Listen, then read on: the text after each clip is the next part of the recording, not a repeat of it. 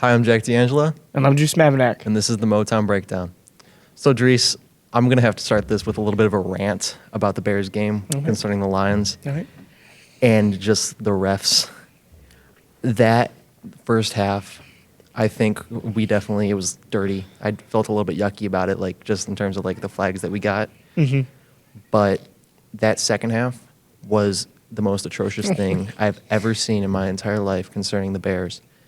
Like, they had so many holding calls that were just uncalled on us, and that first Keenan Allen touchdown was for sure, like, that should have been called back. Yeah. And then that second Keenan Allen touchdown, I mean, you could argue that one was a little less, could have been called back, could have not been. But the thing that bothered me the most was before the 2-minute warning, when there was an injury timeout on the Bears, they just let the clock run out, like no play. And I don't want to say I'm like an expert in the rules of football and how the NFL works, but I don't think that you're allowed to just run out the clock without a play. Yeah. So that really bothered me. And then, of course, the end where they called that on Kindle Vildor to let them extend the game, give them another pass interference call. So, but all's well that ends well.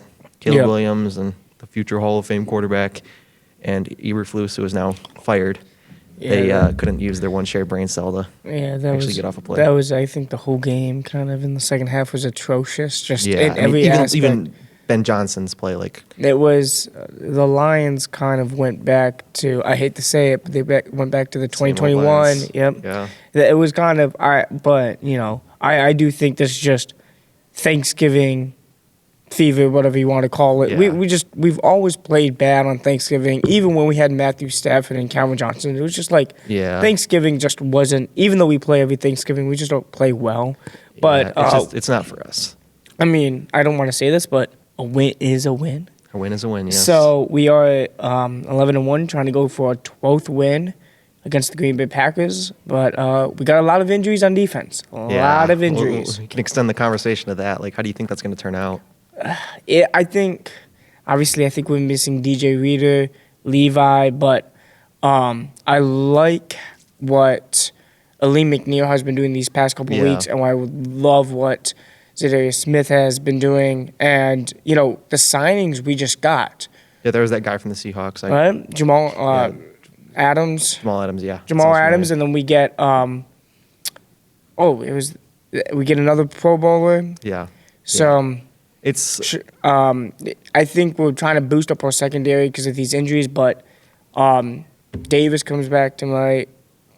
I think Arnold's going to be healthy, so we should be fine in the secondary. I think it's up front that I'm a bit worried about. And then that O-line is going to be tough a little bit, especially without Taylor Decker. And I do think, I don't know how Detroit fans feel about this, but he's a veteran that knows how to play the game. He's just getting up there with age.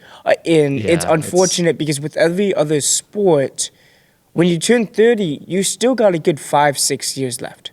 With football, once you turn 30, retirement sneaks in. Unless you're a QB or a decent wide receiver or corner, you don't usually play past 33. O-line also takes a wear and tear on your body, their knees, all that stuff. So, there's a lot of good guys in the draft, so I don't know what Aaron Glenn, Dan Campbell have in mind, but I think that's going to be in the back of the Lions' minds throughout the rest of the season and into maybe next season as well. Don't get me wrong, he's a great tackle. He just wasn't what he was 2-3 years ago. Yeah. And then I just kind of want to move on to this, playoff and the 1-seed push. I definitely think that it's kind of a foregone conclusion, even though we don't have it yet, that we're going to make the playoffs. So, but I would also say that, like, this 1 seed and just the shape of our team with all these injuries, like, it's scaring me a little bit. It is. However, like, when you take a look at our schedule, we got the Packers, and then we have the I know we play the 49ers, we play the Bills, Packers, Bears one more time. So, I don't think that our schedule, I think 2 games is going to determine our season. I think the Green Bay game tonight and then that Bills game. Yeah. I think I feel comfortable with playing the Vikings at home the last game of the season. Because I think Yeah. by that time, we will already have the number 1 seed locked up. Yeah. So that game's not going to matter for the number 1 seed or the division. That game's, because that's the last game, and I know Minnesota's a game behind, but then I think with tiebreaks and stuff, we still would have it. So I think tonight is really going to determine. Yeah, tonight's a It's a big one. I know we play Chicago on the road, and I was talking to family over Thanksgiving, and they were like, "Ooh, I don't know. We just won by 3 against Chicago. Now we have to play them on the road." I'm like, "Yeah, but We'll be okay. We'll be fine." Yeah. So I kind of want to move the attention to, your hat and Tarek Skubal and the Tigers. Yep. So he won the American League Cy Young. Yeah. And just want to know what your opinions are on that, since you kind of be more fluent in the Tigers than I am. Yeah. So I mean, he had a dominant season. Yeah. He going into the month of August, we had 2 pitchers, him and Montero. But the problem was Montero was going 5 innings. So it's not like he was a long-term starter. Like, it was Tarek Skubal, Montero, and then pitching chaos, where you threw in every single reliever in every game, and it was crazy. But you had to rely on Tarek Skubal every 5th game to go out there and get the win. Yeah. And he did that. He got the win, and he led us in the playoffs. He led us to the playoffs. I don't want, fans might say, "Oh, yeah, but he blew Game 5 in the ALDS." No, he didn't. That was kind of a team effort. That was leaving guys on base. That's just not on Tarek Skubal. He did everything in his power to keep us in that game, to basically help us win going into the wild card, help us win against Houston, win Game 2 against Cleveland. He helped us in the playoffs. Yeah. And so what I also wanted to move on to is just so correct me if I'm wrong, but I heard something about a contract with Tarek Skubal that he turned down, and from what I heard, that it was kind of like a weak contract, that it was kind of pathetic. So, I mean, Yeah, just so elaborate on that, I guess. I'll kind of relate it back. It was, I think the Lions with Jamal Williams. 3 years, $12 million. I think the Saints offered him the same contract. His agent, this is actually different. His agent didn't actually tell. His agent screwed him, yeah. Yeah, and that's why Williams fired him, because Williams wanted him. I don't know how effective he would have been, but Detroit liked him. Detroit liked him. We loved him. But with this one, it was an okay contract, but I think it was for 15 to 20 million if I saw a year. Yeah. It's you have to, if you're Chris Ilitch, you need to open your pocketbook and you need to pay this man. You're not paying Cabrera anymore, who costs you $30 million a season, right? This guy, you're not having a lot of guys on. We're such a young team that almost everybody on the Tigers is on a rookie contract, right? Yeah. So it's with the NFL, when you have a lot of guys on the rookie contract, and you have your quarterback who's not on the rookie contract entering a payday, you can open up your checkbook, and that's what that's what the Tigers have to do. Yeah. Moving on, Red Wings just again, they've been struggling. They've been struggling mightily. I don't really know what to say about them. I mean, now they're 6th in the conference. Last time we did this podcast, they were ranked 23, and now they're ranked 28. So, comparing to last year, they had a strong start off. Yeah. And for this year, I don't even know. Last year, there was playoff hopes, but I just seeing them play, it's are they really this playoff team? Are they really this strong? Are they really even an improvement? It seems like they've kind of gone down now, and that expectation has kind of dwindled, at least personally. No, and I totally agree with you. And this just has not been the season, and I think we're kind of getting, as Detroit fans, we're like, holy cow, the Lions were good, the Tigers were good, and I think the Red Wings are supposed to be good, and now they're not. It's what's the trade-off for Detroit? It's okay, so we only get 2 good teams, when we're supposed to have 3 good teams.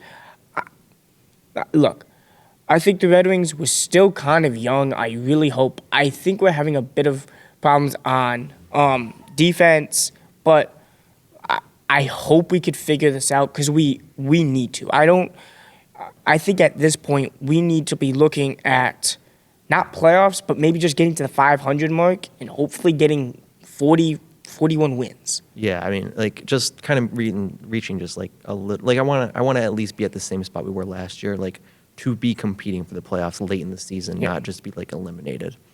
Yeah. And you were saying are 2 out of 4 good teams. Personally, I think this is just the excitement talking because they were like trash last year. But the Pistons, like they're making me a little bit hopeful.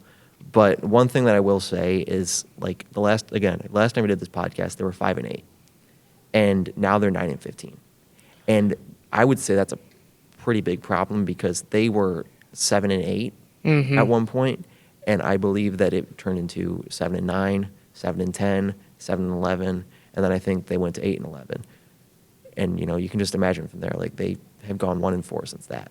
So Yeah. it's like I don't really know a lot about basketball, but I do know that like going 1-4 in like 5 games, that's not good, and that's the expectations set forth for the Pistons. It was really good for a little while because they were 7-8. Like Yeah. that's pretty promising. Yes. But now that we're 9-15, it's like it's dwindled a little bit. It's dwindled, but there's still hope because, we didn't reach the 9-win season until probably like, Yeah.